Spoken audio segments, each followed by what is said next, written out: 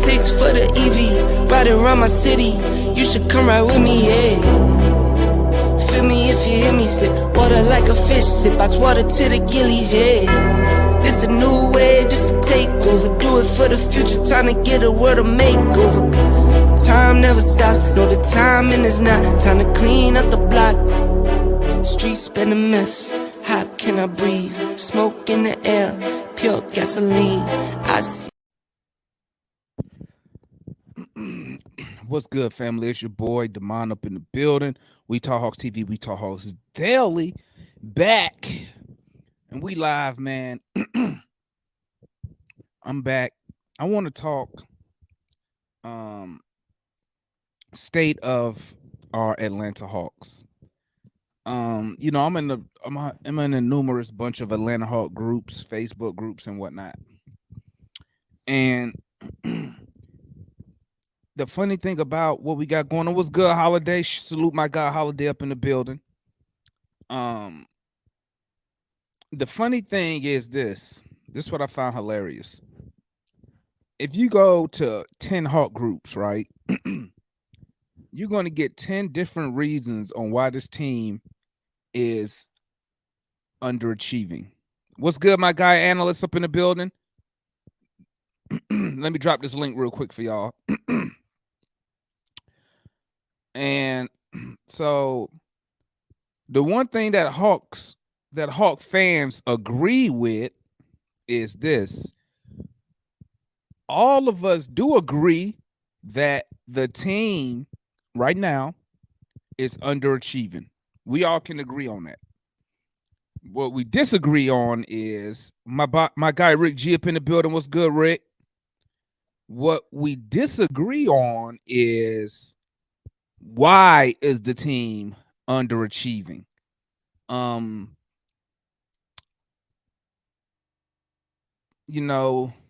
Last night, man, I was on some bullshit last night. I was loud for no damn reason and shit, because I was just a frustrated fan, you know what I'm saying?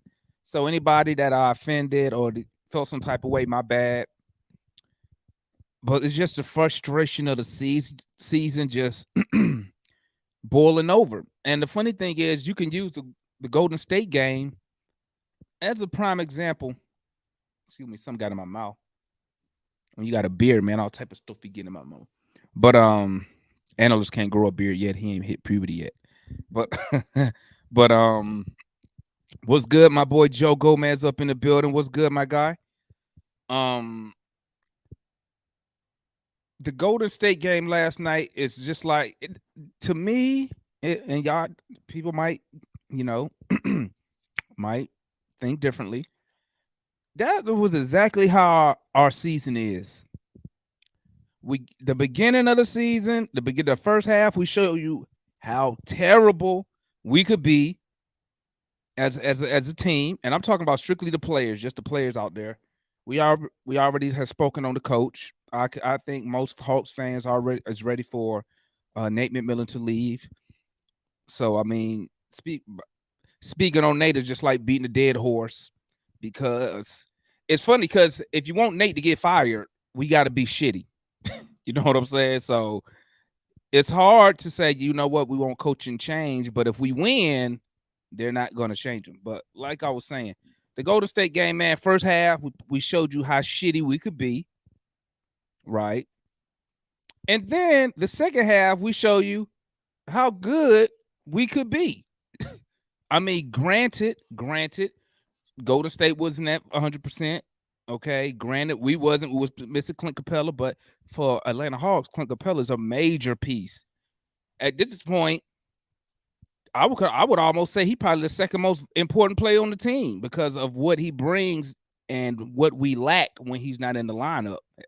And it's just so frustrating to watch this team, man. Like, they will show you, like, when they want to, they can do what they want to do. Make the right passes. Make that third quarter, like my boy Kamat say, that third quarter showed you how the Hawks could be if they put forth that same type of effort and thinking for 48 minutes. But then that first half shows you what they could be. Well, what the fuck they doing right now, in my opinion. Just lazy, came out, no energy. Almost like they didn't want to play. And it's just like it's just frustrating to sometimes to watch the team because you can see the talent. But I mean, at the end of the day, man, you know, it's a team sport. Everybody got to be on the same sheet of music. And that's one thing about a team sport, man. When I say everybody got to be on the same sheet of music, I mean everybody from the front office. Like my dream scenario would be the front office and Nate have a great relationship. Nate tell him what type of players he need. Front office go get said players. Nate puts them into a system. We all happy because we winning games. It's nowhere near that. Nowhere near that. I really believe Nate has no say in personnel. And obviously, before I keep going, I'm on the outside looking in, so obviously I don't know this for a fact. I'm just guessing, taking educated guesses here. I believe that Nate really doesn't have a say in the personnel movement. I believe that Nate was forced to play Jalen Johnson at the beginning of the season. I believe he was forced because we all know that he don't like to play young players. So, I mean, I think he was forced to do that. Nate, to me, and I'm not even going to talk about like the lack of plays, but I think, and I was on Uncle Freezy's show today. And the funny thing is that they talk about Tibbs the same way we speak on Nate McMillan, as far as being an old style head coach who doesn't want to play young players. I believe that Nate McMillan doesn't want to play young players because he doesn't want to be like a rebuilding type coach. I think he wants to go for a championship. But we don't have the talent, but also Nate doesn't understand that this is what we have. This is what we had when you took the interim job. This is what we had when you signed the contract. I think we signed up for what, analyst? 4 years? That was a 4-year deal. That's what we have. And what he needs to do is he needs to adjust. And this is what good leaders do. You have to adjust your leadership style to fit the personnel that you have. I believe Trey Young's shooting, some of that, I will put like 10% of that on Nate McMillan because I believe that he relies too much on Trey and DeJounte Murray to get points. You could say that's from, since the lack of play calling forces us to go a lot of ISO. You know what I'm saying? And that's pretty much an old school type of mentality. Because if you go back and look at 80s and 90s basketball, that's what happened. The stars got the ball and made shit happen. You know what I'm saying? The front office guys, I'm gonna keep it real with y'all, man. We in trouble. We are in trouble with the front office. As much as I clown and talk shit about Travis, I did not want him to resign. Well, I don't even know. Did he resign? Did he get fired? I don't even know which one it was. Okay. Did he? I ain't gonna say quit. I'll say, did he resign? Did he get fired? Because if he resigned, that's telling me something is wrong in the front office. That's what it's telling me. There's a miscommunication somewhere. And if I had to guess, I would say it has something to do with Travis and Nick, wrestler. Because I find it very odd that Nick and Landry are buddies.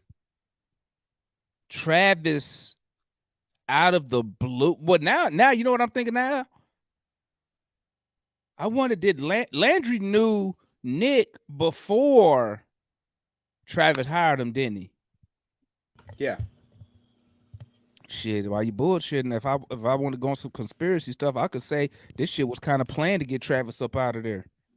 To keep it real, if we really wanted to go on some conspiracy type stuff, you could really sit there and say that, because it's odd that he fired. Well, whatever Travis did, he left, right? And you just put Nick in charge of basketball operations out of the blue. Just does it? I don't see a link. How you say your name? Damix boy. I don't see the link. But I don't know, man. Right now, guys, one thing we all can agree on, all Hawks fans can agree on, we are underachieving. Nobody, I know nobody on this show thought we would be 17-20 at this point of the season. At worst, I thought we'd be maybe 1 or 2 games above 500, simply because the Eastern Conference have gotten better. But I would have never bet that we would be 17-20 at this point of the season right now. What's your thoughts so far, analyst? So, as far as the state of the team, we're not stable. And something I want to lightly touch on. And I know how you felt about Travis. When he was in the position of power, I kind of got the same wake up call with us not having Capella last night. As much as I don't like Capella, we could have used him last night. More so of, it seems like ever since Travis stepped down or left or he got fired, whatever happened, it's like everything has just been falling apart. Our stuff been getting leaked. We have been all over the media. We've not been winning, so that hasn't been covering anything up. It's really been bad. I think it starts with our ownership. Tony Ressler has to do better as an owner. Okay. I need him, like I said a couple shows ago. I need him, Grant Hill, and Landry Fields and Nick. I need them to do a press conference, and not no little pitiful 5-minute presser. I need a press conference of how is Nick eligible and how is he capable for this job? What is the plans moving forward? What is the plans for the roster? Okay. And what is the plans for the long-term president position? What is the plan? Because right now, our organization, I don't respect the Hawks organization anymore. To me, it's a lot of coward moves going on. I don't respect the Hawks organization. I'm disappointed in everyone in the organization, including Trey, including Murray, including Hunter. I'm disappointed because we need to be doing better. And at the end of the day, we're in this to win, and we're not winning. So however we lose, I don't really care. Okay, I don't care that we got back. I care that we win. And we need to, and here's my thing. After the press conference, Landry Fields needs to sit down with Trey, and he needs to have a heart-to-heart with him. And he needs to tell him the things that he needs to do better at and the things he needs to do more consistently. Okay, when he does that, he can sit down with the rest of the group. It's time to start going over plans for the trade deadline, what holes we're going to fill on this roster. Okay, I'm sitting down with Nate. I'm telling Nate, listen, Nate, we understand the turbulence that's going on right now. We need to figure out a way to hold out for the rest of the season. We'll give you the option to step away if you want to step away at the end of the season. We need to figure out, if you're not going to figure out a way to make this work, fill in the holes in the roster, gain your respect back, and let's make a run at this thing. Next season, we can regroup and have a regular season.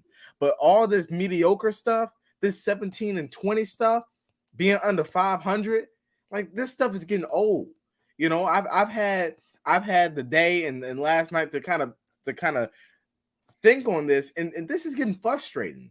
Why am I watching every other team play like they want to win a championship and play like I'm looking at a team like the Bucks. The Bucks can afford to drop a game at the buzzer because they're almost 20 games over 500. We are under 500 and dropping games. We need to figure out a way to start winning and become that winning organization consistent. I'm tired of us looking up at teams like Milwaukee and Boston saying they're on a different tier. We need to get on that tier because I want to win a championship and multiple of them. So whatever needs to happen needs to happen. I feel you, analyst. Salute my boy Glow Mavs up in the building, man. Go Mavs. Shout out to the Glow Mavs. They just hit 1,000 subscribers, so salute to them. Getting that channel over there popping and banging and swinging. Yep. You feel me? Shout out to them. Shout out Uncle Freezy. Make sure if y'all get time, go tap in with Glow Mavs, tap in with Uncle Freezy, and then over there with the Knicks channel. Real dope people over there kicking it with them today. But this is my question for you, analysts. After all what you just said, are you firing Nate at the end of the season? Regardless of what we do, regardless of how we perform and finish the season, are you still replacing Nate McMillan? Yes, there is nothing that he can do unless we win a championship that will warrant him staying.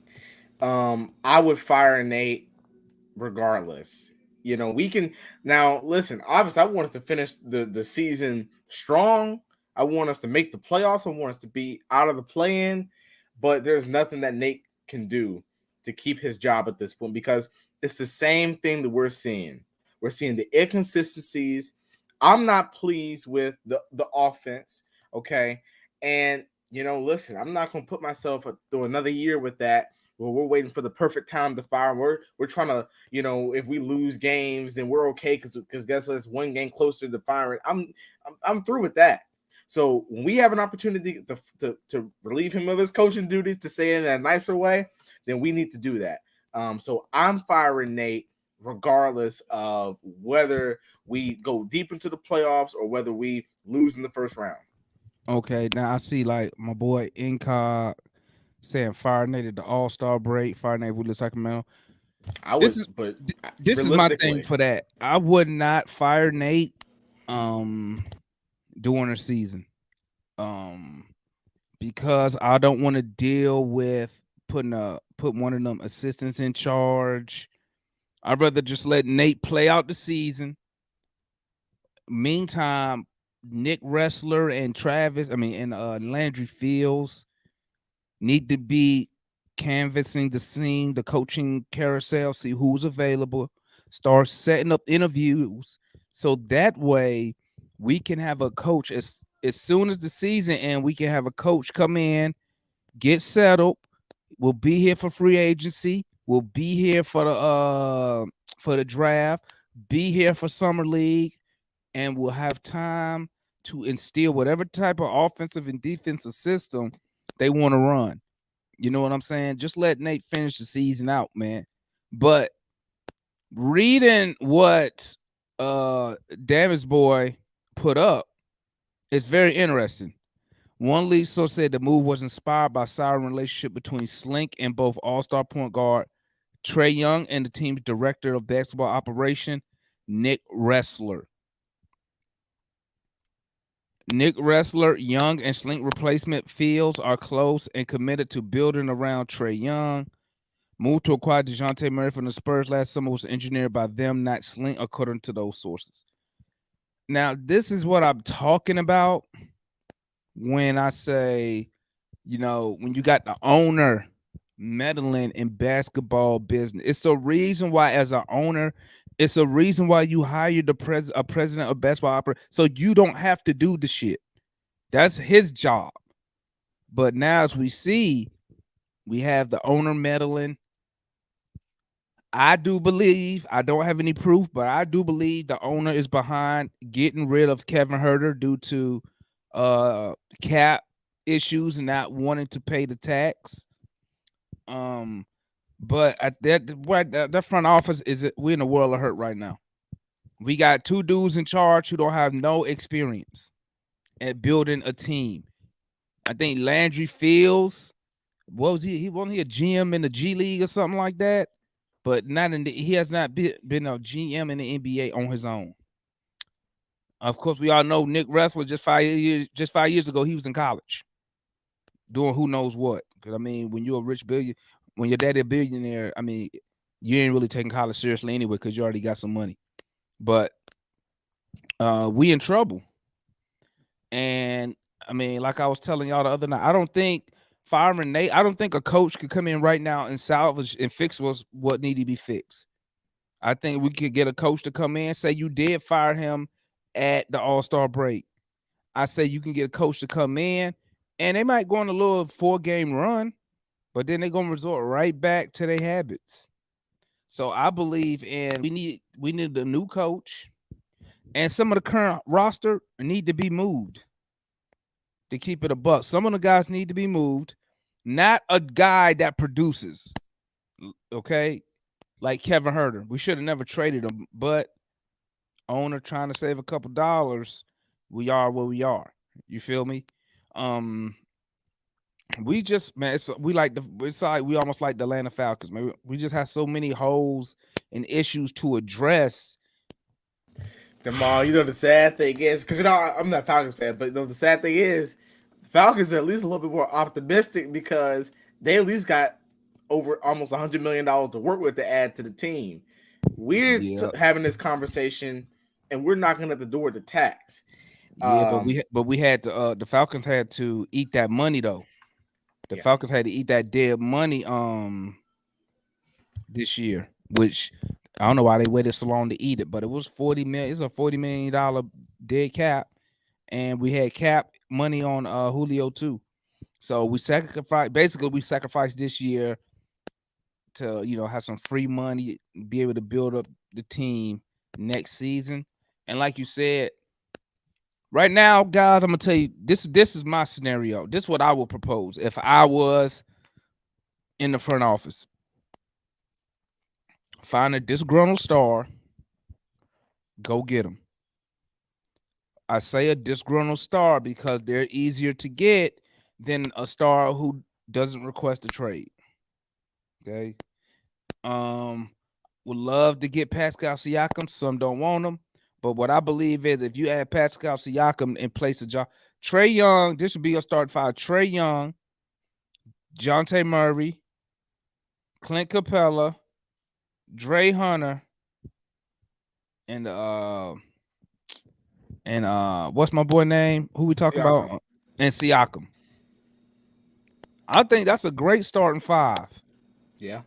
Now, don't get me wrong. It's going to cost to get a Siakam. You're going to give up John. You're going to probably give up a couple picks. And they probably going to want something else. But I believe that Siakam makes us a better team just all around. Because now in that four position, you got a legit ball handler. You got a legit person who could score from anywhere on the court. If this was last year, I would say go get Julius Randle. Because at least Julius Randle he be running point forward sometime for the Knicks. And back then, you probably could have got him for the Lolo too. They probably would trade him for some M&Ms. That's how bad they was hating on Randle last year and year before that.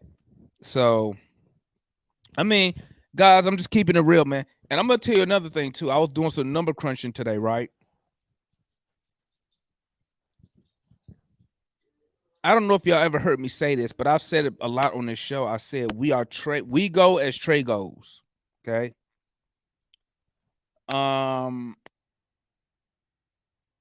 We was number 2 in offensive efficiency last year, offensive rating last year. This year we're 13th. And it's solely due to Trey Young and his horrible shooting. He is shooting his worst since his rookie season. If you look, our offensive rating, 113, it dropped. And it's because of Trey Young, because he's not shooting. Last year, when Trey Young averaged 28, he was shooting 48% from the field. This year he's shooting 41%. That's 7% off. He getting 21 shots a night tonight.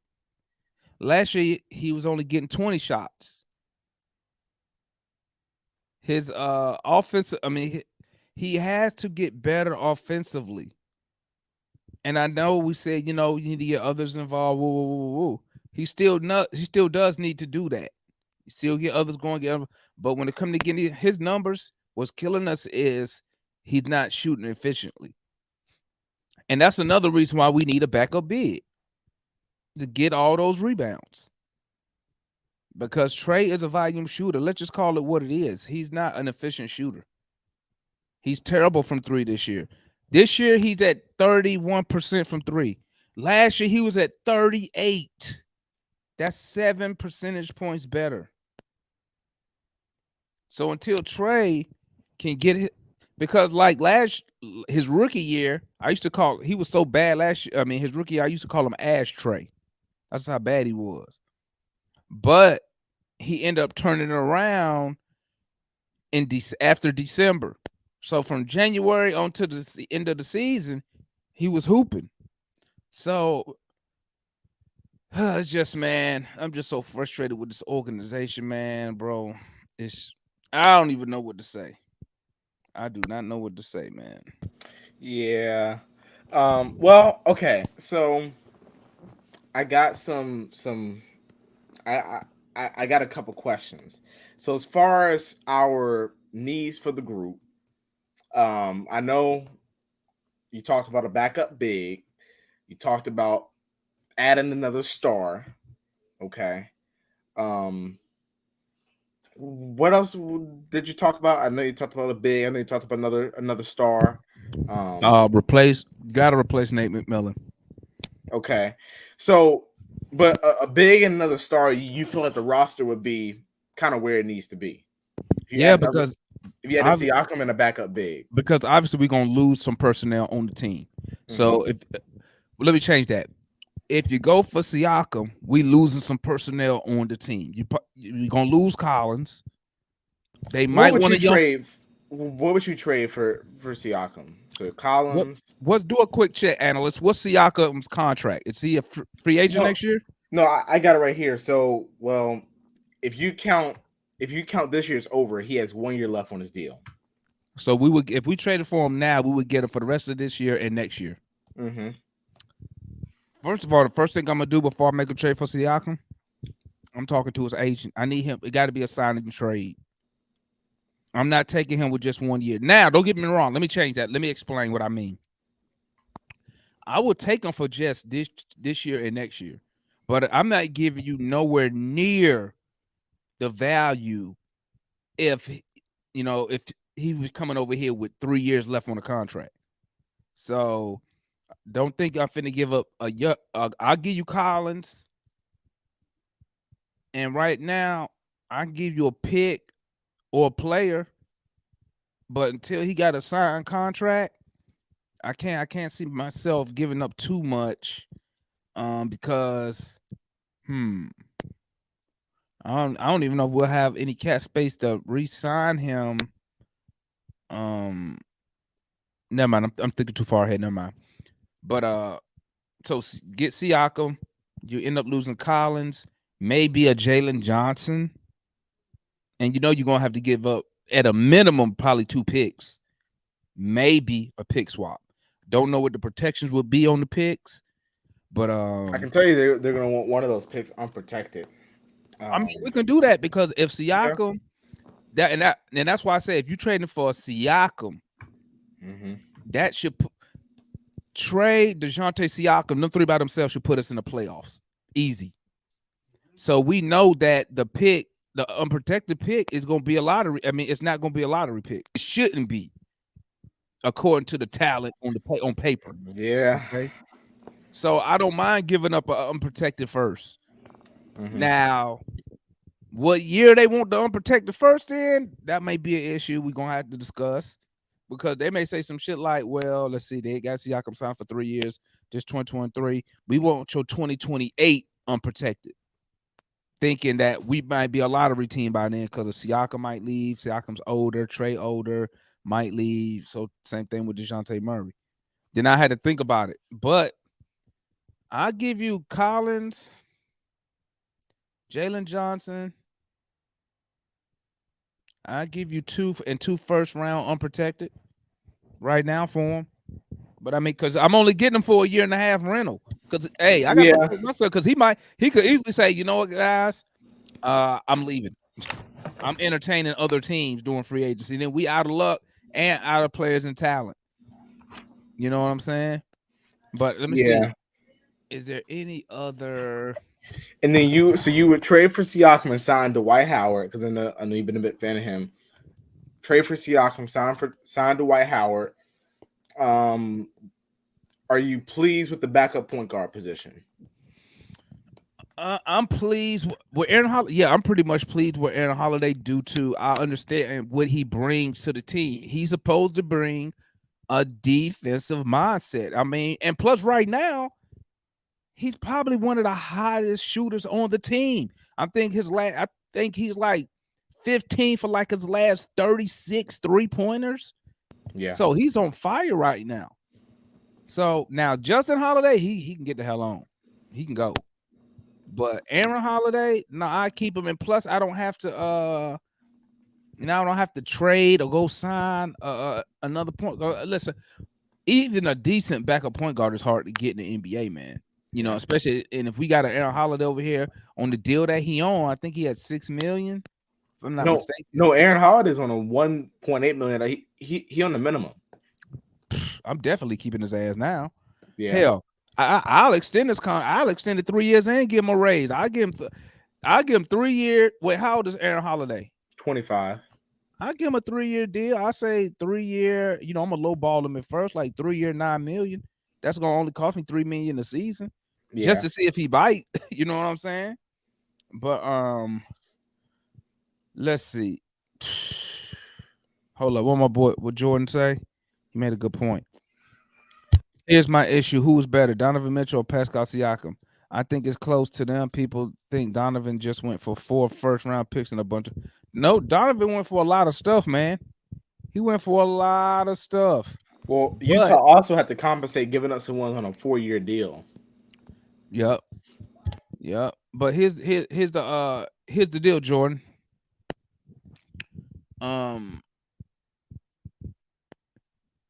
You don't know what you can get from a team. Like, see, if Donovan Mitchell and Rudy Gobert would have requested to be traded, they don't get nowhere near the amount, the assets that they got in return. Nowhere near the amount. So I would try to make a move for a Siakam before, no, let me think about it. I'll make a move. I'd rather make a move. I wish Siakam would just tell him he want to be traded, because then that would help knock the value on him real quick. That'll give us an opportunity to swoop in. You know what I'm saying? Now I will tip my cap to whoever did it, but whoever say that old lady driving her bike. Yeah, I don't know what she doing out here. But that's all I really got tonight, analysts. I just wanted to do a little show, State of the Hawks, man, to get some stuff off my chest, man, since I was tripping last night. You know, I ain't even been asleep yet, so I stayed up the whole night. That's you stayed up through the night? I mean, heck yeah. I mean, by the time I got off, it was already late. Mm-hmm. Yeah, so that was a late, especially since it kept going into overtime. I was like, man, bro, I ain't even gonna lie. I'm not even gonna lie. I didn't care who won the game in regulation. I was like, please don't go to overtime. Yeah, I kept pushing the time back. Then they went double overtime. I'm like, fudge. That's how I felt after that first overtime. I was like, bruh. I think we were down 2, and I was like, bruh, don't go for the tie. I said, just shoot the 3. I said, hope it go in. Just shoot the 3. I said, ain't in the world, bruh, watching another overtime. I was so mad when DiVincenzo hit that 3-pointer. I was mad because he tied the game, and I was mad because we're going to another overtime. I was like, oh, I did not want to go into OT, man. Sure enough, he did. But I dropped that link real quick, fellas. If anybody got any last second stuff, man, we got about 2 more minutes. If nobody else need to come up here saying that, we're gonna go ahead and cut this show short tonight. But in the meantime, Trey Young, you got to get better, dog. You got to get better. I mean, got John in the chat. I mean, no, ain't nothing special happened, John. We just chopping it up, man. If you want to come up here and chop it up, come on up here. But let me say this, man. Trey, you got to do better, man. You got to do better. I was watching the podcast with Isaiah Thomas on it, the Pivot podcast with Channing. What's the boy name? Ryan Clark. What Phil? If you need to come up here, man, come on up here, dog. We just talking about the state of the Hawks, man. That's all we're doing. If you need to come up here, hurry up, click the link, man. And when I was watching the podcast, if anybody got time, go watch the podcast. What's up? Oh, this Jordan. This your first time up here? Yeah, it was good, bro. It was good. Salute to Jordan. We got a new person up here. Salute. Can you hear me, my guy? Can you hear me? Yeah, we can hear you. What I was saying was. So first of all, hold up. Let me finish real quick.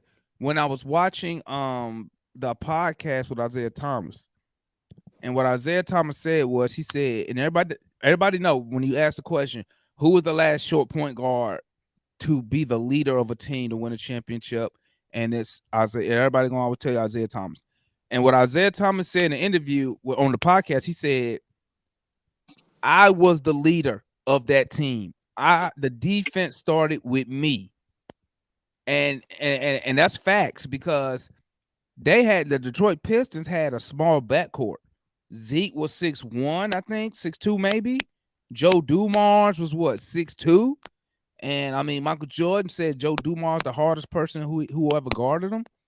So it shows you that, that effort on the defense is a lot. It's mainly effort. Obviously, it's scheme. Obvious, it's IQ.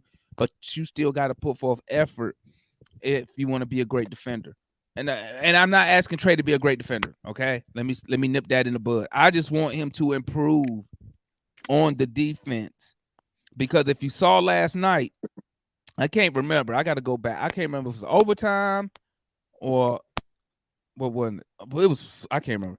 But Clay was supposed to get the last shot. When they got that ball in, if you watch, they was trying to get the switch to get Trey on Clay. But Trey smart. He's like, hell no, you ain't finna get me on your ass. And that's how Justin Holiday ended up on Klay Thompson. Because they tried to, like, I know twice. Yeah, they tried it 2 times to get that switch, but they couldn't get Trey on Holiday. I mean, excuse me, they could get Trey on Klay. And I wish one day Trey would be like, you know what, motherfucker? I'm going to take on this assignment. Because you know what? The day y'all trying to single me out on defense is going to stop today. Now, obviously, I'm not saying Trey gonna defend no goddamn Klay Thompson, because Klay Thompson is 6'7", 8, okay? But I just wanted to see the effort to say, you know what? I'm not the weakest dude out here. I don't know what y'all problem is, but I'm finna show y'all. But what's up, Jordan? Tap in, man. What's your thoughts on the Hawks right now, my G? What's going on? So, for starters, you guys are going to totally hate me here. I am a Raptors fan, for starters, so I know this is going to come in hot.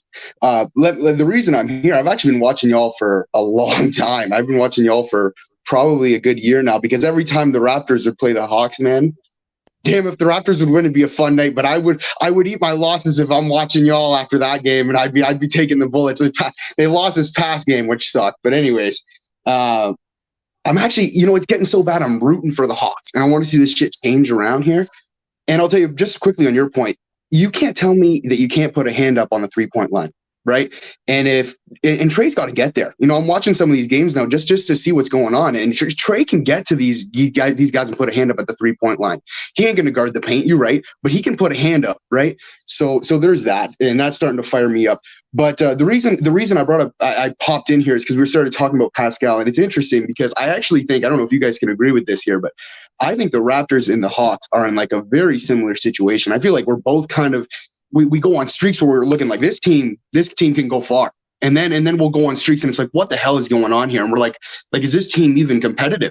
On a night-to-night basis, it's like on either given night, they're giving up the offensive side of the ball or they're giving up the defensive side of the ball. The only difference I feel like is our size, because of the Raptors. I mean, we got all tall guys, and I feel like you guys have a size issue where you're too small, but it's not necessarily too good for the Raptors, because because we got a lot of guys who can do a lot of stuff and they're very versatile defensively. But when it comes to the offensive side of the ball, that's where we kind of struggle, right? But you guys got a little bit more shooters on the perimeter, which is ironic because I hear you guys complain about that a lot. But we've been really struggling from three. I feel like this year, we're very, very cold. But nevertheless, I wanted to hop in here because I think Pascal to the Hawks would be a hell of a fit. I mean, the one thing I want you guys to know about this man, and I mean, he's in that top 15 argument. Seriously, he is right now with the way he's playing. He's dropping between points, rebounds, assists per night. He's dropping over 40, probably 80% of the time. I mean, he's a serious. Not only is he an unbelievable scorer, and when you need a bucket, he's going to get it from anywhere. But the number one thing this guy does, it's been hugely improved this year, is he is a big playmaker.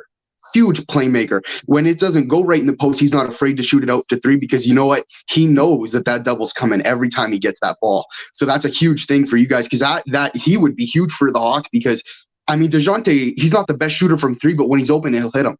And Trey Young, he's been pretty rough this year, but when he's open, he'll hit him. And Pascal Siakam will get him open. So that's something to note. But I do honestly believe with the way Pascal's playing right now, guys, I don't know what it'll take to get him. And I say that because I'm not trying to overvalue my player. I'm seriously not. Like I said, I'm rooting for y'all to do better. I'd like to see one of our teams do well here. The bottom line is, man, if the Raptors, if they decide to trade Pascal, they're going full rebuild. Hands down, right? They're dropping it empty. They're going rebuild, right? They're getting and knowing and seeing what Donovan Mitchell got back. And Donovan Mitchell, let's get real. When he got traded, yeah, he has more term, but he wasn't playing on the same level as Siakam is right now, right? He was getting good points, but he was always viewed as a liability on the defensive side of the ball. Pascal's the opposite, right? So if we want to talk about it in that accord, yeah, there's less term, but I think we're dealing with another step of a player here. I really do. Even though I can say that, but Donovan dropped 71 the other night. I don't know what the hell is going on there, but nevertheless, I mean, Pascal he's different, and he'll make you guys title contenders, but it'll take a lot to get him. The reason I keep bringing up Pascal Siakam is because I read somewhere, I can't remember, maybe I want to say it's right before, because Pascal is right now, just correct me if I'm wrong. Yeah. He kind of like recently, maybe let's say 2-3 weeks, just went on this massive run where he dropped in 40. And I read somewhere before he started this run, that the Raptors Raptors front office was looking at making moves due to the team was underachieving. Now I don't know, because I don't really follow the Raptors, so I don't know what the expectation was for the Raptors this year. Yeah, but word was, and that was just obviously. Oh yeah, it's just a rumor. You're right. You're right.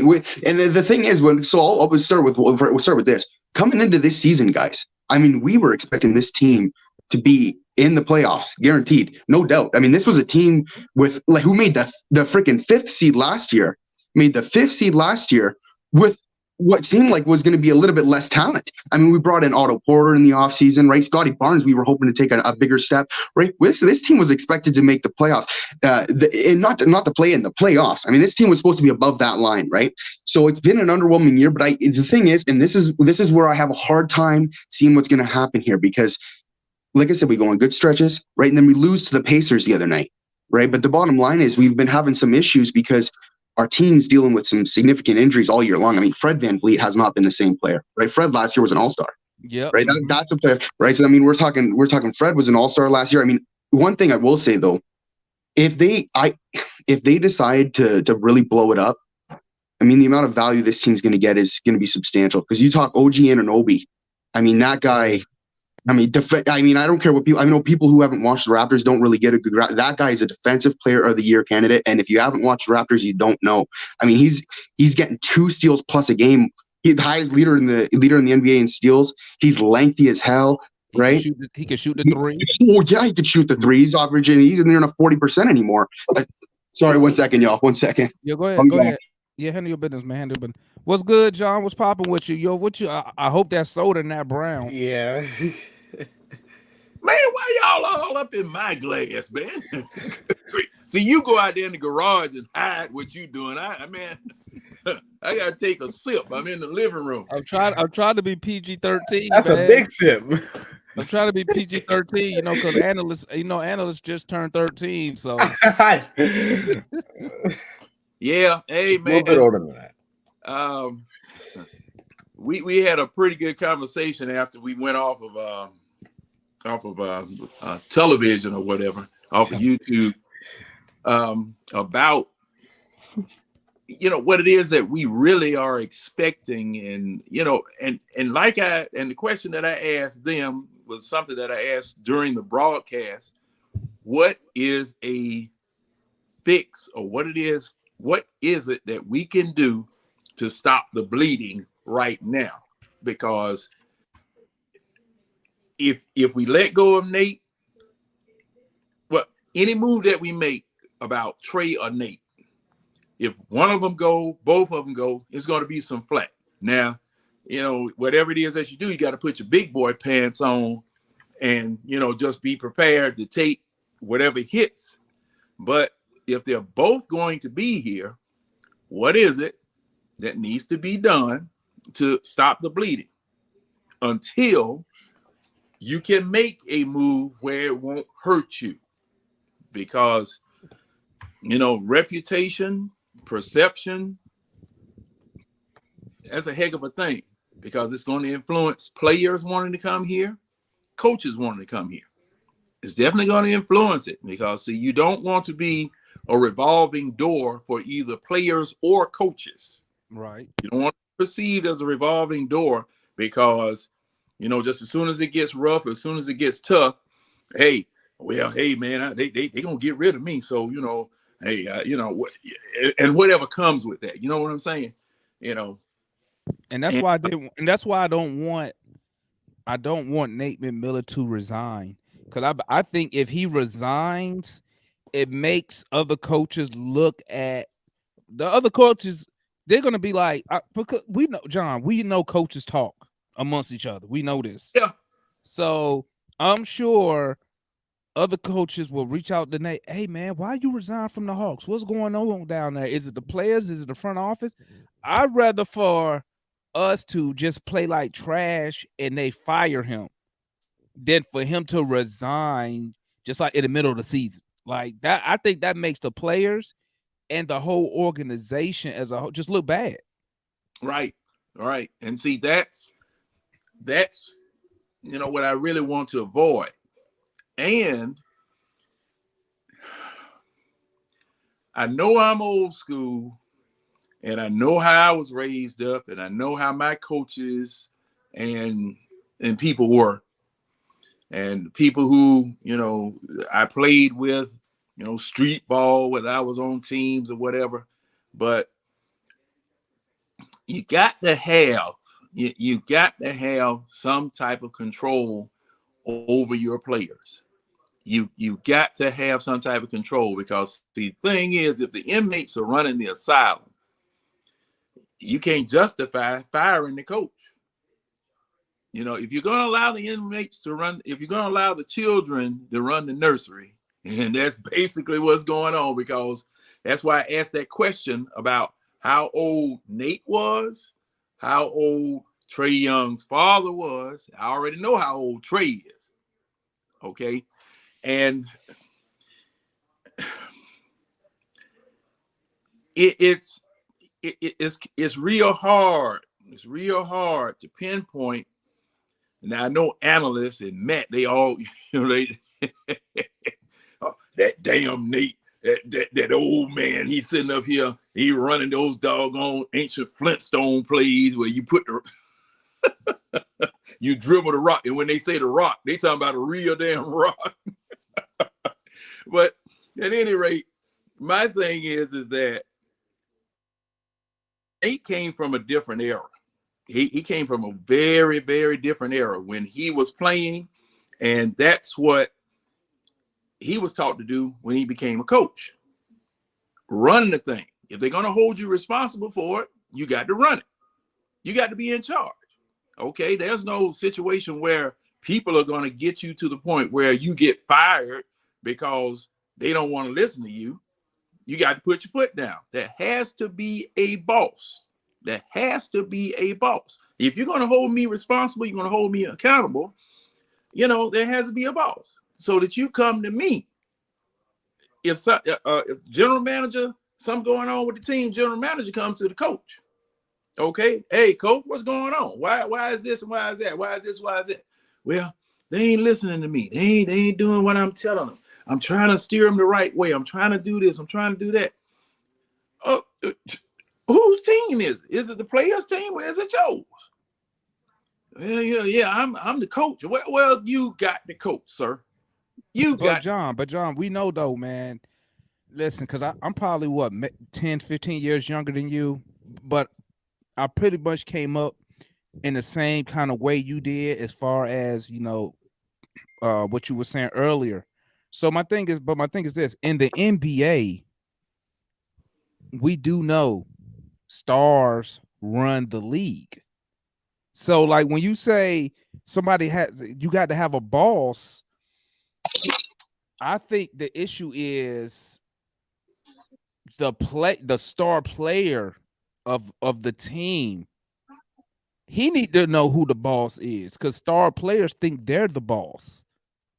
Because organizations, and somebody correct me if I'm wrong, organizations make moves based around star players. If said star player said, hey, y'all need to do A, B, C, and D, or I'm going to leave, most teams usually do A, B, C, and D. They'll talk a good game. Brooklyn. Remember when KD said he wanted Steve Nash fired? And Bobby Marks came out there? We're not going to do it. Next thing you know, they fired Steve Nash ass anyway. So KD got what he wanted regardless. They end up doing it anyway, even though they put on a nice front. So how can we get, let's just assume Trey Young doesn't respect Nate McMillan. We're just going to assume it, right? How do you fix that? Because until we can get we got to get Trey and Nate. They got to be on the same page. Your star player has to be on the same page as your coach. So see, he's an extension of the coach by being point guard. Okay. Now, that's why I said that Vince Carter was very important for that team. That's why I said Vince Carter was very important for that team, because Vince Carter, he was playing and he was also teaching. And there were things that you could say to Vince, and he could serve as a liaison between the players and the coach. Okay? Because he was a bridge. It seemed like we had Vince Carter at the wrong time. We had Vince Carter with a younger coach, a coach that was inexperienced, and now we don't have Vince Carter with a coach that could probably see eye to eye with what he said. Man. Right. So the thing was, you remember now that Lloyd Pierce and Trey weren't getting along. Really, Lloyd Pierce, but that was personal. That Lloyd was questioning Trey as a person and a man and stuff. Yeah, I mean, that friction was going on. Lloyd was an a-hole. Got there. But Vince Carter and the players loved him. They respected him, and they knew he was going out. And I'm wondering why Vince Carter didn't take a assistant coach role. Because Vince Carter, I want to be on TV. If y'all didn't know Vince Carter, I'm gonna keep it real, man. He only came to Atlanta because he wanted to be close to NBA TV, because he wanted a career in broadcasting. So coming to Atlanta with NBA TV based out of Atlanta, he could kill two birds with one stone. And like my thing is too, like why would you want to become some sort of managerial position in any NBA team when you got that much money? Who wants the added stress for no reason? You know what I'm saying? Vince was in the league for so many years. You know what I mean? How many times, whenever something goes wrong with a team, the first kind of person in an organization to get, any sort of heat for it is those coaching positions, is the offensive or defensive side of the ball. You know what I mean? Why put him through that? Of course he doesn't want that kind of pressure. Yeah. He's got as much money as he needs.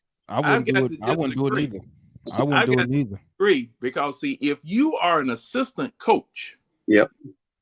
the man in the first chair is the one that takes the pressure. And that's true. Yeah, but John, the other coaches are the ones who do all the work. Yeah, that's true. Okay, but all right. But, so we just talk. But I see what. I see what Jordan's point is, though. You know what I'm saying? Like, if you sitting on, you know what it's like. It's almost like me, right? I don't have to work. I work because I choose to, right? So like, anytime I get into any type of heated discussion, in my head, you know what I'm thinking? Like, I could just quit this shit and be gone. Why do I want to deal with this nonsense? So that's pretty much the point like he's making as far as Vince Carter. But like I said, I think Vince Carter really, he just wanted to go on TV, because you look, as soon as he retired, he was, bro, matter of fact, we got to be the only dumbass NBA team to have a dude on the active roster call a game and he wasn't injured. Did y'all remember that?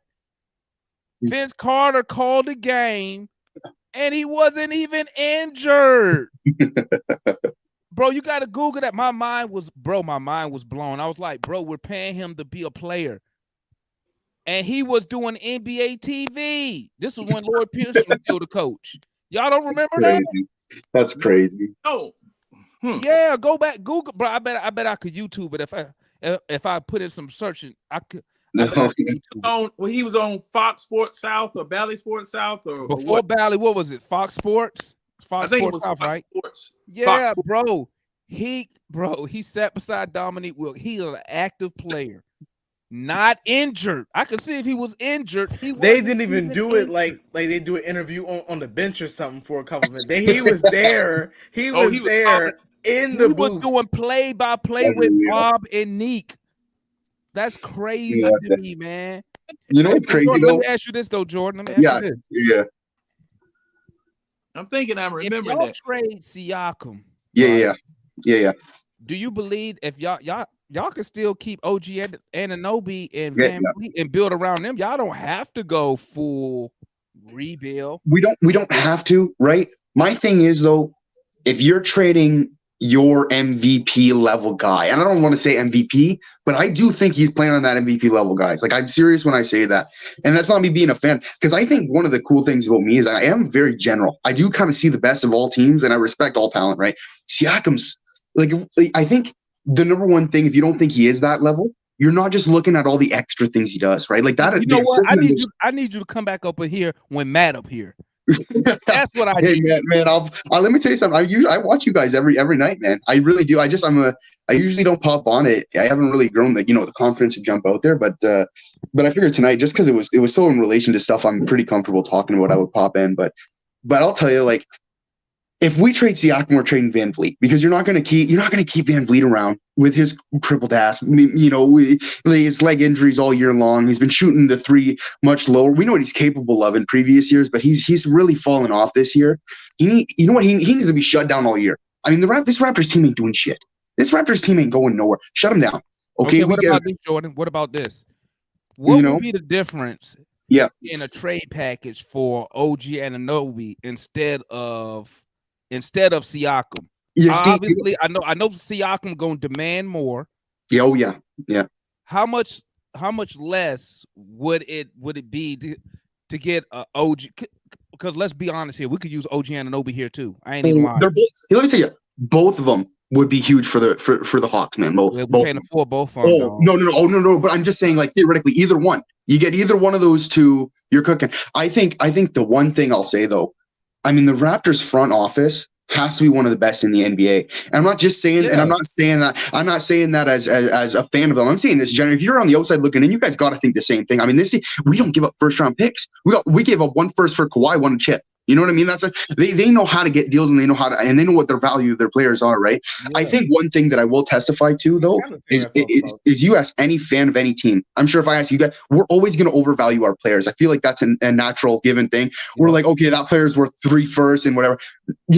I ain't going to do that here. But I will say this though. I am shocked with the amount of talent the Raptors pull out of the late in the first round, man. I mean, this Siakam, late first round pick, right? I think it was picked like 14 or something.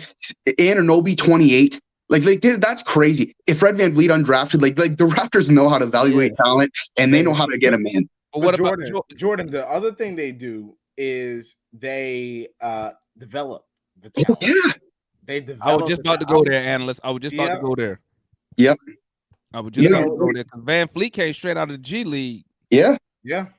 Half of our lineup is people late first rounders or undrafted. I mean, you're talking Chris Boucher, G leaguer, always a consistent part of the rotation. Fred VanVleet was undrafted. Anunoby late in the lottery, right? Siakam was late in the lottery. And you know what? The one pick that's kind of been giving us any issue is Scotty Barnes right now, and he's been playing good. Don't get it twisted. He's a great player. He has a lot of upside in the future. Everyone knew he was a raw prospect coming out, right? Everyone thought he was that guy that had to need time to develop. He's got a lot of talent, and he'll get there. But our one pick that they're struggling with getting on track here is the guy in the top end of the lottery, right? I mean, that goes to show you guys where they're at. Well, got another question for you, Joe. Another question. Yeah. Season not going as y'all planned it. Oh. Is there any heat on Ujiri? Did I say his name right? Ujiri? You're talking about Masai Ujiri. Yeah, Ujiri. Let me tell you something. I mean, as in my personal opinion, I feel like after the track record that these guys have put together and the championship run we had for a small market team, let's get it straight. Raptors are always against the clock, right? Because as Canadians, you know what I mean? Like it's the US versus us. We don't got the numbers, right? The bottom line is, I mean, our front office and coaching staff, I feel like, are the last players. That's what's so different about our situation to yours is I feel like I have great confidence in my coaching staff. You know what I mean? I see Nick Nurse on a day-to-day basis. He's driving these players. And yeah, it's not going well for us right now, but I would never put that on Nick Nurse. I'd never put that on Masai Ujiri because I feel like his track record speaks for itself. Well, damn, you know what I mean? Nick Nurse, damn, that was y'all G League coach, won't it? Yeah. With the Raptors, I think not a lot of people think about that. Y'all have put on a display of like when you develop your own talent, like, but you rarely see an organization develop a coach. Well, that's what it is. You got Pat Riley with Spoelstra. Yeah. Shit, who else? I mean, the list goes on and on, to be honest with you. I think that's the most unique thing about the Raptors, guys. It's so fascinating, I feel like. Not only, like, we're a true small market team. I mean, every part of our lineup, not only the players, but the staff, the people behind the scenes, like these guys are developed in-house. It's crazy. I mean, the top to bottom, they got unbelievable relationships through the entire organization. And I mean, as a fan, it's very clear. You know, as a fan, you see that. Quickly on OG and because I know you had asked about that. I didn't mean to stray off track. Yeah. I think it's going to take two first and a young player to get OG. And I'm saying that as a low end. And I'm not just saying that. I think there was a report the other day that I don't know if you all saw it, but it said something like OG was going to go for a similar Donovan Mitchell package. And that was out everywhere. I don't know if you guys got a chance to see that. I don't necessarily believe that, but know this, he is a young player shooting 40% from three, top 3 in defensive player of the year voting all year long so far. And he's got term on his deal. He's going to go for a pretty penny, you know? How much is he making right now? Do you know? 17. Yeah, 17. And for how long, analyst? Do you have that up, brother? I don't have that up. Yeah, 3 years. Yeah, he's on for See, y'all can get a boatload. That's what I mean. He's on for 3 years on a very healthy deal. Like for the value he brings, 17 is crazy. Yeah, and Jordan, if I'm not mistaken, you all turned down a deal on draft night to move up to 7 in the draft for OG. I think they were offered 7 and Josh Hart for OG. You know, and I think you're right. I don't know if that was confirmed or not, but I'll tell you what, though, it's a damn good job they did turn that down. Look at the level he's playing on now. You know, I mean, that was the value then. Guys, I honestly believe he's worth more. Y'all would have traded him. Y'all would be sick right now. Yeah, we would, because he'd be done doing that shit on the freaking Portland Trailblazers, and they'd be number 2 or 3 right now with the way he's playing. Man, so you imagine that lineup: freaking Dame, Anthony, him, and Jeremy Grant, Nurkic getting all the boards all day long. That'd be fucking stupid. They'd be hitting every shot in the hole. You know what I mean? They're the highest shooting percentage 3 team in the whole league. Them boys. Right now, I'm just thinking about like having OG Anunoby, man. And replacing John Collins, bro. That give us a 4 with ball handling skills. Yeah, a legit 3-point shooter. John, I'm not knocking John because they just told him to start shooting the shit. So So he still got probably another year or two before he get a good number from 3. But bro, can you imagine our defense? Oh man, with Oh, dude, OG Anunoby. Murray. I think you know what's crazy is OG Anunoby. He sees stuff that nobody else does back there. You know, like he sees where that ball's going. He's got more steals than anybody in the league right now. He sees where that ball's going and he gets there. He can anchor a defense, which is crazy how young he is, making the deal that he's making, considering the offensive output. Normally, if you're talking about those defensive wings, right, they ain't putting the offensive outboard that this guy's doing. You know, you imagine him instead of Dre Hunter. You know what I mean? Like think of that shit. You know, they everywhere you go, I'm trying to have Dre Hunter and him on the court at the same time. Yeah, but Jordan, yeah, I believe, and I've said this multiple, and it's so funny. Even though the Raptors have an underperforming season, I feel like Toronto, Miami, Milwaukee, I feel like those are standards of the NBA. Only because when I look at the players on our team, and this is where majority of my frustration comes with Nate. Yeah.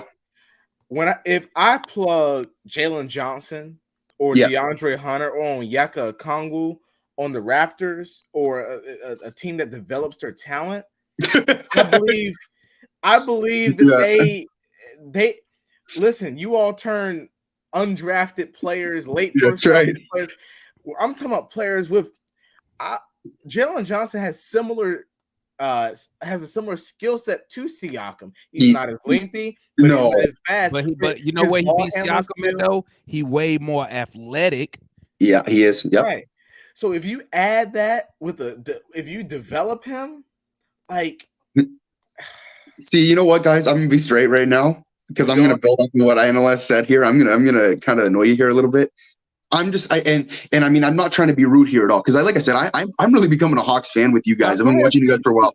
But the bottom line is, you know, if you guys acquire a Siakam, you guys acquire a OG, you know you're gonna be sending some of those young talent back, right? Because Masai Ujiri knows how to talk the deal, right? You know, if he's gonna get a Dre Hunter back, he's gonna get. You know what? Ball, you say that, but here's what I'm getting at, brother. We're gonna turn Dre Hunter into OG Anunoby again, bro. That's exactly what I was about to say. But you know what, though, Jordan? You know what? That's right. You know what? I'll take it because you know what? We're in a position to where let's be real, Hawks fans. We just don't develop our young talent like we probably should. So we need to go ahead, give you Dre Hunter and whoever else. Yeah. And we need.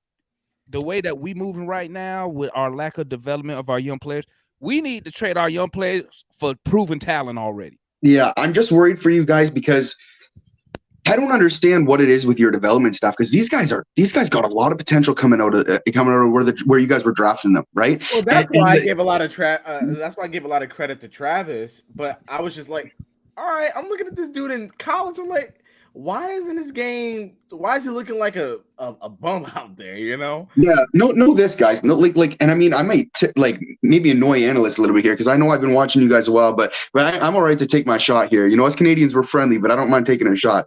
So I actually don't think Nate McMillan is a bad coach. I mean, I don't really think, and I'll say this, hear me out, and I'm not saying he's going to do anything good for you guys. I think you guys are, and know this, I think Raptors too, our seasons are done. I don't think either one of us are making a run anywhere this year. And I mean, I'll say that flat out because I think Trey is playing on a level that's lower than he needs to be playing for you guys to do anything. And I don't think our talent is healthy enough or playing at the level they need to get there.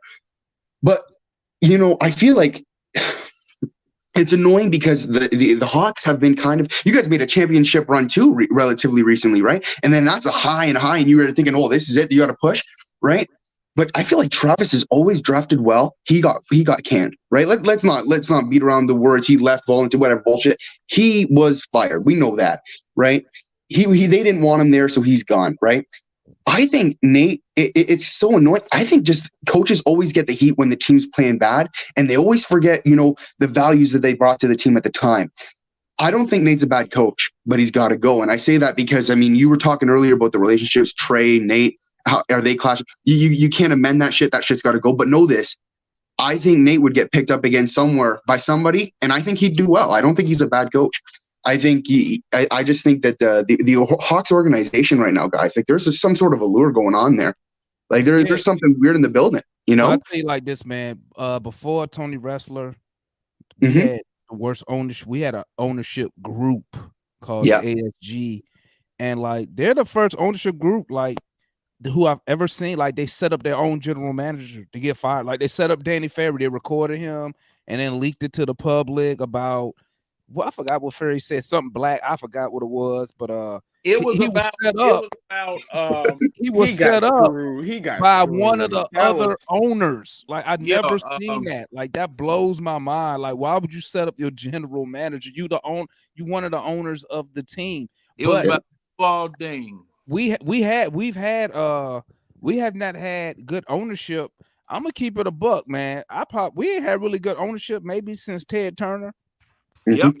And that had to probably be what Ted Turner was late 70s, early 80s. Yeah, Yep. because he the one, because he owns TBS. That's the reason I became a Hawks fan, because he owned them and he Mhm. put them on Superstation TBS, so I got to see him for free. But Mhm. the organization, like I don't think Nate is a bad coach. Do I Mhm. think Nate? I think this is what I really think about Nate McMillan. I think Nate McMillan, he needs to be coaching a team that's ready to compete for a title, because Yeah. as an old school coach, he likes to ride stars. Yeah. ISO in the last 4 to 5 minutes with the star players. Your young players, you're not really gonna get no run under Nate McMillan. That's not his style. And you know what? I was just on a New York Knicks podcast, and they were saying the same thing about Tibbs. The younger Yep. players Yep. that they have, Yep. Go the they're same. not getting a run because Tibbs is an old school coach. And I really believe those old school coaches Yeah. really put winning first. So they're like, Yeah. I I'm agree. trying to put the best dudes out there. I don't really care if this young 20, 18, 19, 20-year-old is developing. Yeah. You know what I'm saying? I And I do. think Nate, for us, to me, I think he was a good bridge coach. But I mean, now yeah. we need I- another coach that can really wear two hats. We need a coach who understands the importance of the younger players getting better, even if it's during the regular season, right? But we also need a coach who knows how to get his messages and points across to these younger players. Like these star players are 22, 23, 24 years old. So Mhm. what do we know? We know that Trey Young doesn't really respond good to that tough love, because that's what Yeah. Lloyd Pierce was giving him. Yeah. You know, Cam Reddish didn't respond. He said Lloyd Pierce hurt his feelings. I ain't never heard that shit. A Whole pro player thing. talking about my The feelings. whole thing. Yeah. I would well, I'll say this. I've said it multiple occasions. Is Nate a bad coach? No. Do I? Well, first let me get my emotions out the way. Do I like him as a coach? Absolutely not. No, I feel you. I feel you. Yeah. I don't believe he's a bad coach. I believe that he is a slightly but see, here's the reason why I'm very short with Nate. This is not Nate's first go around and second go around. This has happened multiple times, Yeah. right? And although he didn't have superstars in Indiana, he still had a team. And you could argue about Victor Oladipo and Sabonis, some of those guys, but Right. he had a team that was like, we're going for a title, right? And when they got swept by Boston, then they got swept by Miami in the bubble, if I'm not mistaken, one of those teams.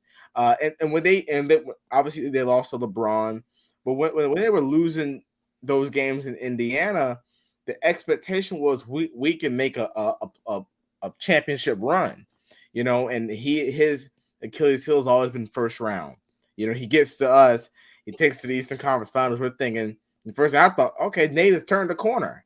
Nate has turned the corner, and obviously, in hindsight, it kind of came back to bite us. But listen, I'll say this, I don't know where Masai Ujiri's job status was before he hired Nick Nurse, but I tell you what, he struck lightning in a bottle twice. Hey, Jordan. hired Nick Nurse. Oh, my and bad. Go ahead, traded finish for my bad, analyst. Go ahead, finish my bad. I was just saying he did that and he traded for Kawhi Leonard. I think we need a more creative coach. I believe if you can get a coach that will blend the talent together properly, someone that's going to sit down and say, okay, here's this player skill set, here's this player skill set, here's this player skill set.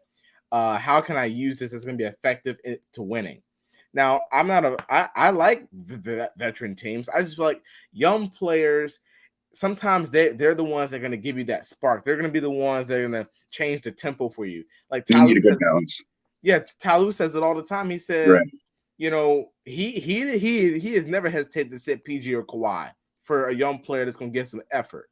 You know, when they had that big comeback last year against the Wizards, that was all bench players. You know, so I want a coach that is situational. He's creative. He can, you know, he can kind of demand something from the players. Right. You know, like I said, you know, Nick Nurse ain't never going nowhere. I would like to pick from that staff. I'm a huge fan of a guy like a Kenny Atkinson.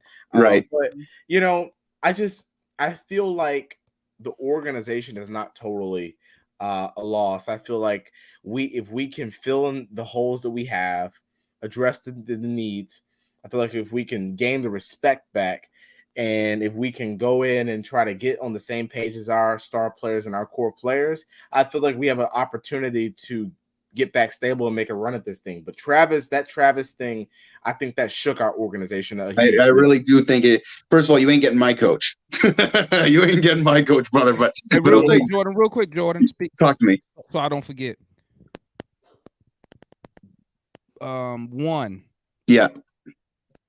Why did y'all get rid of Dwayne Casey? Because I believe he was like coach of the year, and then Ujiri fired him.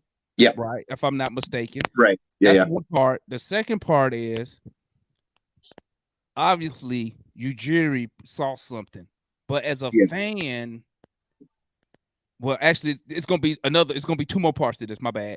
No problem. As a fan, what did y'all see in Nick Nurse when he took over? Yep.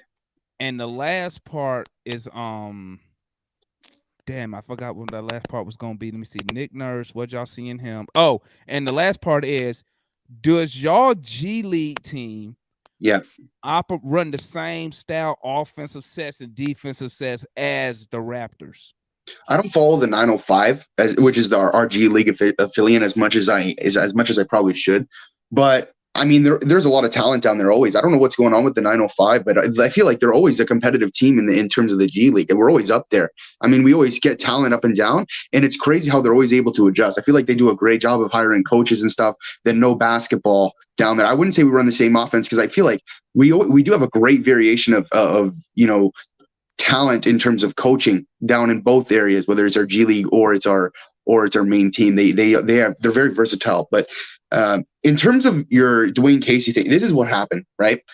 Dwayne Casey did a great job, never got over the hump in the playoffs, right? We had a couple runs with him in the playoffs. It wasn't like we fired him first year, right? Like he'd been around. I think the Raptors are really starting to grow a lot of talent, right? You got DeMar DeRozan playing in his prime in that time, right? You got Kyle Lowry playing at the Kyle Lowry now doesn't even compare to what he was in that day and age, right? I think what it was we're talking, they went on a bad run when they fired him midseason, right? They went on a bad run. It was in the middle of all right, well, what is this Raptors team up to nowadays, right? The other main asterisk to this, right, is that he wasn't Masai's guy. Masai Ujiri came in the middle of the tenure of Dwayne Casey, right? He wasn't Masai's guy, right? Masai wanted to handpick his coach of the future, right? And know this, at the time of that going down, heavily criticized decision. I mean, us Raptors fans were kind of like, we were like, okay, well, we made it to the playoffs consistently. We were the 2 seed. Hell, we were the 1 seed 1 year under Dwayne. We were like, this is a good team and a good coach together, making a push. But I think, and that's why it was heavily criticized. Like, we saw the value in what he brought on a night-to-night basis. But I honestly believe it boils down to Masai Ujiri having a tunnel vision of what he wanted. And he wanted that to be his team. You see a lot of here, and I actually, now looking back, obviously we supported it when it's a chip. But the bottom line is, I think what a lot of teams do wrong, and you guys can correct me if I'm wrong here, but I feel like when a general manager comes into a new situation, I feel like they should honestly do that. Make it the team you want, because then if it doesn't go right, it is your fault. And there's no debate about that. If you're keeping pieces around, right, that you didn't have any involvement of them coming into the thing, like into your organization that you're supposed to be running on a general basis, right? Then you're to blame. But if you didn't move those pieces, you can't really take full responsibility. So I feel like, and see, that's what I was trying to explain to y'all analysts when I was telling you and Matt that Travis, at a bare minimum, should have at least interviewed his guy. Because remember, y'all told me Nate not his guy. And I said, you still interview your guy. And I told you, because if I was a general manager, I would have hired my guy. Just exactly what Jordan said. Because if I'm going to get fired, I'm going to get fired my way. Yeah, that's right. I'm not going to get fired because I'm listening to some fans or some rant or some news folks or whatever, or whatever. I will hire my guy, because I'm gonna go down with my dudes if my plan blow up in my face. You know what I'm saying? So I think that was one area that Travis messed up at. But I'm a caveat, add this to it. Knowing what I know now of how cheap the owner is, okay, I really believe that Travis' hands was tied. I believe he was set up to get pushed out of there by Nick Ressler and Landry Fields, because the funny part is he didn't hire Landry Fields to be his assistant. That was based off of him knowing Landry knowing the owner's son, Nick, what's his name? Nick Ressler. That's what it's based off of. He met because they were eating chicken tenders at a game. I still can't believe that. Yeah, so hey, go and look. It's on YouTube. If you look up Landry Fields, he's on a podcast. He talked about how he got the job. Hey, but gentlemen, I'm about to get off of here. If y'all want to keep going, y'all can. If not, I'm gonna go ahead and shut it down. Do y'all want to keep going, analysts and John and Jordan? Because I'm about to leave. Oh man, I'm out. I've got to go on another podcast in a couple of minutes. Okay. Hey, okay. Appreciate coming in. And, all right, John. I'll be with you next game. We can argue. Don't worry, I'm gonna make sure I go to the garage first next time. I ain't gonna come up here with all mad and angry. Last night was rattle. I thought you were the way y'all lost that game, man. Bro, don't get me started, man. I'm sorry, brother. That's brutal. I ain't even been to sleep. I've been up the whole time, man. So that was brutal. Get it tomorrow night, Alice. We gonna catch it tomorrow night, boy. Bro, let me tell you something. Who we got tomorrow? We got Sacramento tomorrow, right? Yeah. You know what? Sacramento's gonna be on a back-to-back. Sacramento's gonna be on a back-to-back. That's a team that gets Jordan. If Kevin Huerter go for like 25, I'm gonna be Jordan. Hey, Jordan. You already know he's dropping 40. See, like you said, if we get rid of Kevin Huerter, and now he averages 17, 18 points a game. I told you guys got talent. You guys just aren't developing them up right. I don't know what's going on there with the development. It's got to be, Well, you know what? Who for the Raptors? Before I get off here, who is in charge for y'all player development in Toronto? I got no clue, brother. I think you know what's crazy? It don't fall on Nick Nurse though, do it? Well, so that's what I'm supposed to say. I honestly believe Nick Nurse is probably the most involved head coach. I'm serious. He's in, like, you see his videos, he's out there with the team always with the individual players. He's telling them what to do. And you know what? The other thing I love about Nick Nurse, man, I mean, every coach is out there post game with their post game press conference. He doesn't shy away from any question. He don't give no general answer. And you guys can see this, if you guys look up the direct quotes are out there, he will shoot a player dead in the foot if he's to blame, and he knows what those players' capabilities are, and he knows how to develop them. I believe that he was a huge part of the development of the team in 2019. He was every part of that team. He knew what the capabilities of each player were, and he worked to improve them. You know what, Jordan? but that also falls on the players. Also, players who Damn want right. to be coach. You Yeah. know what Oh I'm yeah. saying? I don't think. And that's what I don't get.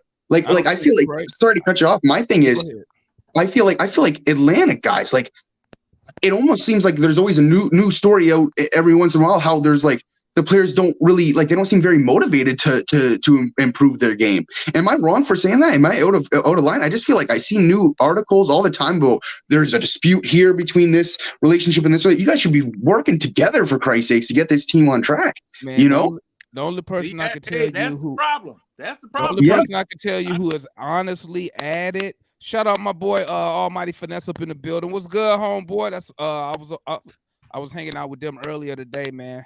The only person that I know who's added to their game with these current players that I can actually see and actually point it out is John Collins. John Collins couldn't shoot. He didn't shoot nothing when he first got here. Yeah. He added he's extended his range. Last year he shot a career high from 3. Yeah. What about double O? With double O, he added a little jump shot over the offseason. But double O already said he already knew how to shoot the ball. He said that in one of the interviews when they asked him, they said, "Are you gonna add a jump shot?" He was like, "I already know how to shoot. I just don't do it." So, man, I was going along with him already being able to shoot. I'm talking with John Collins. We saw him. He didn't really come with nothing. He was supposed to be a post player. Now, I would like for him to add a little bit more post game, and I hate to say it, but I'm saying it, he need to go get some PDs, and he need to put on some size, bro. How about hey, wait a minute. How about just some creatine powder and some protein? Creatine, that's because creatine just make you hold water. You know, John, you should invite him down. He need to hold some water because John, you need to take him to Golden Corral with you. Got some mashed potatoes and gravy.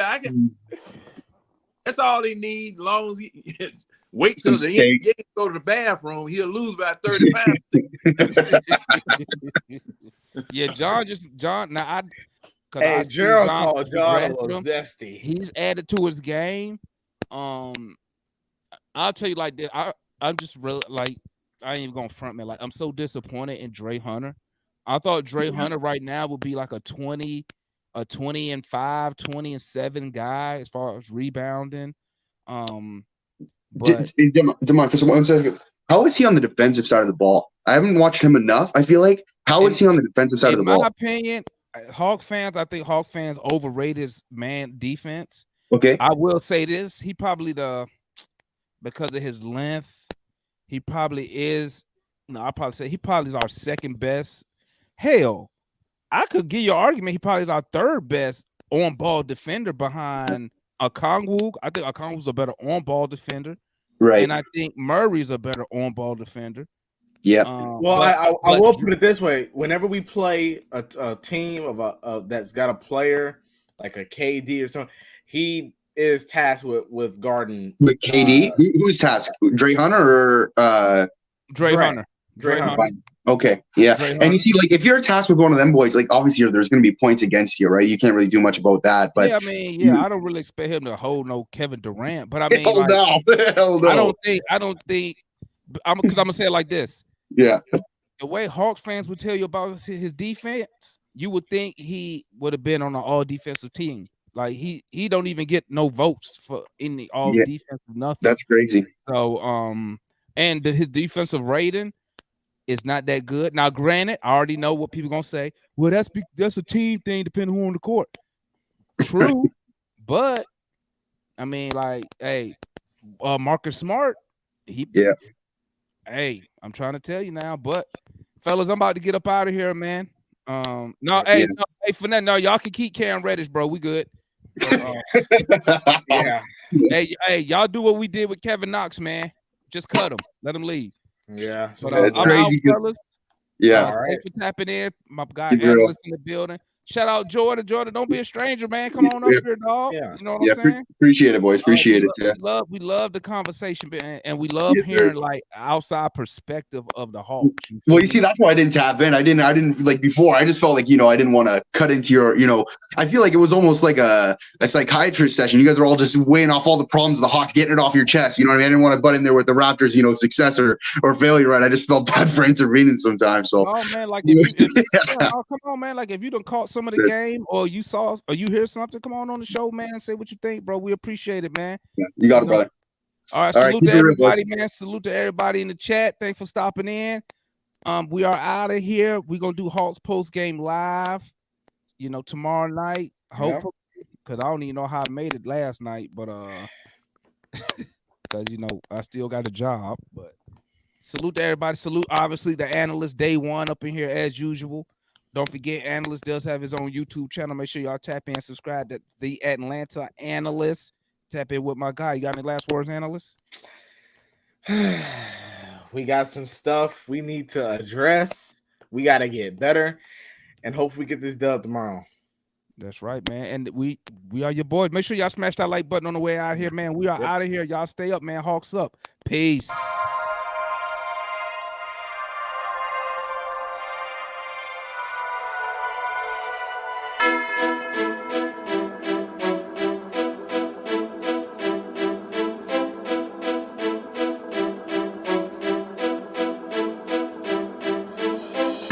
Switch that V6 for the EV, ride it around my city. You should come ride with me, yeah. Feel me if you hear me sip, water like a fish sip, box water to the gillies, yeah. This a new wave, this a takeover. Do it for the future, time to get a world a makeover. Time never stops, no the timing is not. Time to clean up the block. Streets been a mess, how can I breathe? Smoke in the air.